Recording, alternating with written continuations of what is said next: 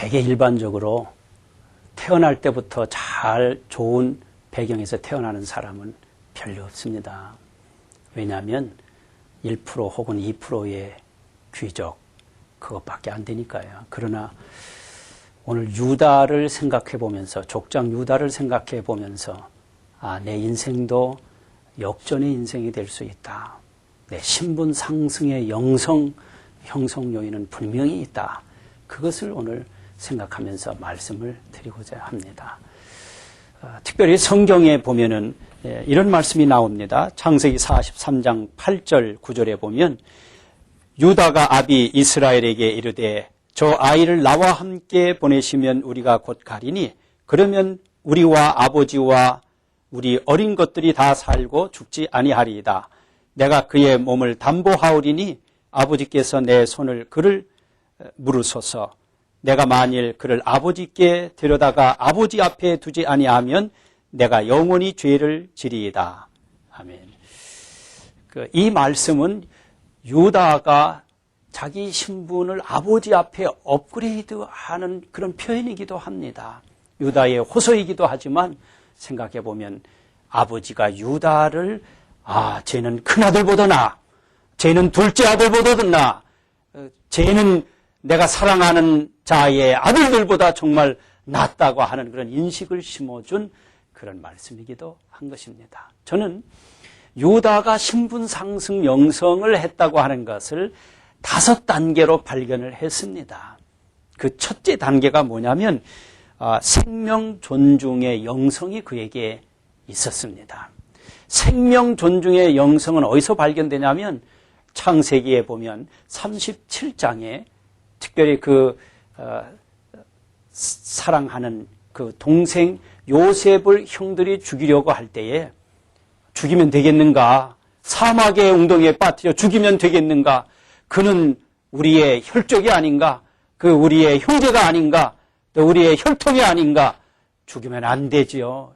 형님들, 동생들 하면서 진땀 빼면서 설득을 하게 됩니다. 소위 그에게 생명을 존중히 여기는 영성이 있음을 창세기의 저자를 통해서 하나님은 우리에게 심어주고 있는 것이죠. 저는 이것을 생명 경외의 영성, 생명 존중의 영성이 그에게 있었다고 그렇게 말씀을 하는 것입니다. 두 번째로 그의 단계에 있어서 자기를 부인하고 담보하는 영성이 있었습니다. 리더십은 그냥 오는 게 아닙니다. 철저히 자기를 부인할 때에 또 심지어는 이것은 내가 담보해 주지, 이것은 내가 담보하지, 이런 표현이 있을 때에 그에게 리더십을 주는 것이지 리더십이 공짜로 하늘에서 뚝 떨어지는 적은 한 번도 없다고 하는 사실입니다.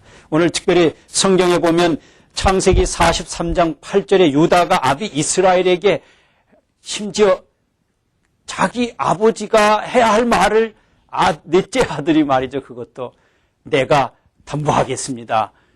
야곱이 생각할 때 기가 찼을 겁니다. 또 한편으로는 너무나 얼굴 붉히면서 수치스러웠을 것입니다. 그런데 오늘 넷째 아들이 정말 귀중한 말을 합니다. 아빠, 아버지, 내가 담보하겠습니다.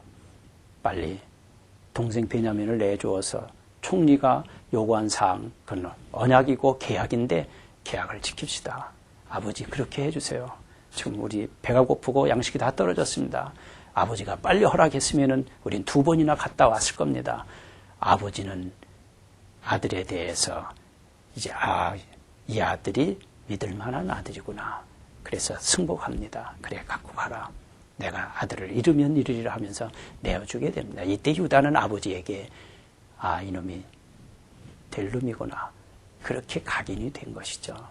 그 다음에 세 번째 단계는 뭐냐면 자기 생명을 내놓는 종의 영성이 그에게 있었습니다.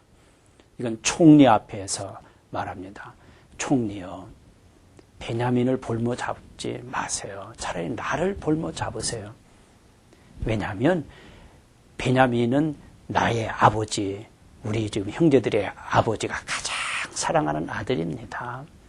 베냐민의 형은 없어졌고 지금 사랑하는 자의 아들, 그 한 아들이 남았는데 그게 베냐민인데 애굽의 총리가 그를 볼모잡으셔야 되겠습니까? 아버지의 마음을 헤아려 주시기 바랍니다. 이 말을 들을 때에 요셉이라고 하는 총리는 말이죠. 자기가 아직 신분이 덜 밝혀졌기 때문에 총리는 바로 밖에 나가자마자 울었다. 그렇게 성경은 말씀해 주고 있습니다. 이때의 총리는 이 유다라고 하는 넷째 형님은 정말 나보다 나은 사람이구나. 아버지를 이렇게 생각하다니. 한이 소리게 한 어머니의 아들임에도 불구하고 그것을 옆에서 지켜본 아들임에도 불구하고 이렇게 긍정적이고 적극적이고 이렇게 효심이 충만한 아버지의 모습, 그 아버지의 아들, 아버지를 헤아리는 그 아들의 모습, 넷째 아들, 넷째 형의 모습을 보면서 총리도 이분이 나보다 낫구나. 이런 생각을 왜 안 했겠습니까? 그 나중에 아버지가 축복할 때에 요셉은 거기에 승복할 수밖에 없었던 요인이 바로 이런 모습입니다. 자기 자신, 내가 대신 종이 되겠습니다. 동생을 보내주시죠. 이런 마음, 종의 정신, 서번트 의식, 희생의 의식, sacrifice 한다고 하는 것, 여기에는 하나님의 보상이 만큼 따른다는 것입니다. 그 다음에 그가 또 한 가지 있는데 소위 먼저 가는 영성이 그에게 있었습니다. 그의 신분이 업그레이드되는 아주 중요한 것 가운데 하나가 천병영성이라는 겁니다. 창세기 46장 28절에 보면 아버지 야곱이 이제는 유다를 인정했습니다. 야, 내가 가서 길을 터라. 아무리 다 약속을 한 것들에도 불안하다. 내가 긍정적이고 적극적이고 총리를 설득할 수 있었으니까 내가 가서 다시 길을 다시 재차 터라. 그래서 그는 적대 국가인 그곳에 가갖고서 길을 잘 터서 이스라엘 70명이 가서 번창하게 하는 그 출발의 길을 연, 시온의 대로를 연 주인공이 됐습니다.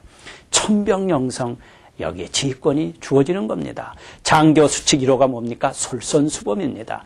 장교가 장군이 될 수 있는 것이고 또 사령관이 될 수 있는 것이고 총장이 될 수 있는 것이고 국방부 장관이 될 수 있는 것처럼 말입니다.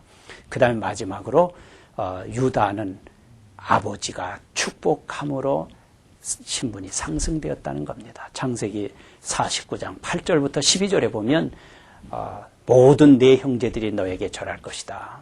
그렇게 축복합니다.